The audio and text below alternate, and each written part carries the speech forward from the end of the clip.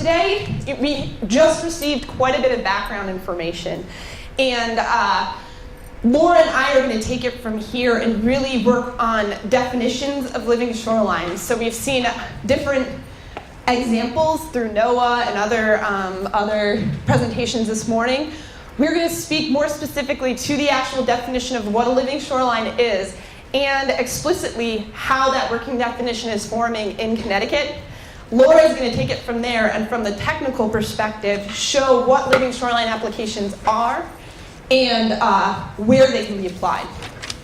So as Varujan and Jennifer pointed out today, and Varujan explicitly said in that he will not move away from the shoreline, we as humans are drawn to the shoreline, whether it be for business or for pleasure and for wanting to be close to the water. This drives some conflicts between the natural processes that we discussed this morning and the want to preserve our property on the shoreline areas. So I'm going to touch on some of the driving regulatory and public concerns, how those work into this concept of living shorelines that we're moving forward with. And overall, to get to it, we can do NOAA defines living shorelines as a shoreline management strategy or management practice that provides erosion control benefits, protects, restores, and enhances natural shoreline habitat, and maintain coastal processes through the strategic placement of plants, stone, sand fill, and other organic materials. So basically, the way that we have approached protecting our shorelines in the past has been by either placing fill, placing materials that we had available, or putting up walls and revetments, as we've seen in previous presentations this morning.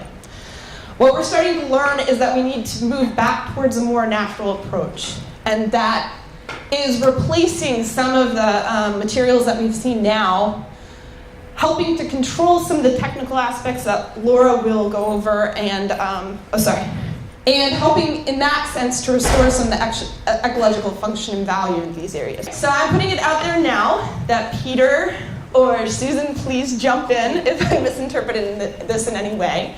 But once again, I'm going to point out the working definition of living shorelines in Connecticut. You will see that we're bringing this up again and again. You have it in your folders. Juliana presented it this morning. This is an essential part of today. Please look at this definition, think about it, and this afternoon put your thoughts forward as we're developing this in Connecticut.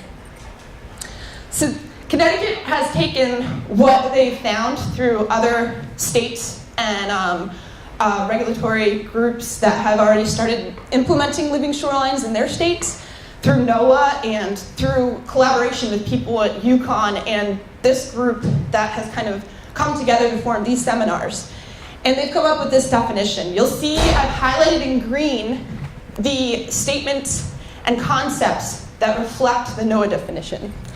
So we're actually working with a definition that states a shoreline erosion control management practice which also restores, enhances, maintains, or creates natural, coastal, and riparian habitat functions and processes. Coastal and riparian habitats include, but are not limited to, intertidal flats, tidal marsh, beach dune systems, and bluffs. Living shorelines may include structural features that are combined with natural components to attenuate wave energy and currents. CTDEP representatives from the Office of Long Island Sound Programs will bring some more detail to this and how it impacts permitting this afternoon. But the question comes, how is this definition started to develop in Connecticut? Why are we here? And it is important to note that this is not a part of statute, of the Connecticut general statutes yet.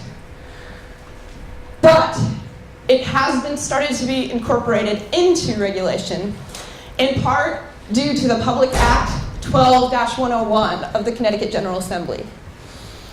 Two major components of this act that have directly brought in the concept of living shorelines our refined definition of feasible, less environmentally damaging alternatives, and I'll touch on that in the next slide, as well as the exemption of living shoreline projects from the definition of shoreline flood and erosion control structures.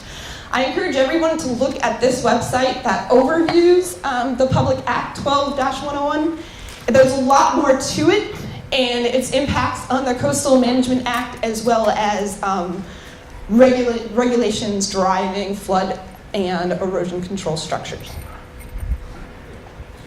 So outlined here are this is actual Connecticut general statute that brings in the concept of living shorelines. So feasible and less environmentally damaging alternatives have been refined. The definition of this has been refined to include the underlying section. So basically, these can include restoration or creation of a dune or vegetated slope, or living shoreline techniques utilizing a variety of structural and organic materials such as tidal wetlands, submerged aquatic vegetation, core fiber logs, which Laura will explain, sand, fill, and stone to provide shoreline protection and maintain or restore coastal resources and habitat. The other component, this is actually the exemption of living shorelines from the definition of flood and erosion control structures. This was done to encourage property owners to consider at a higher level the application of living shorelines versus jumping right into a structural alternative, and helps DEP within their permitting process to also enforce and encourage that. So from here, Laura's really going to delve into the technical definition of living shorelines and show principles that are kind of guiding what technical applications can be put forth where.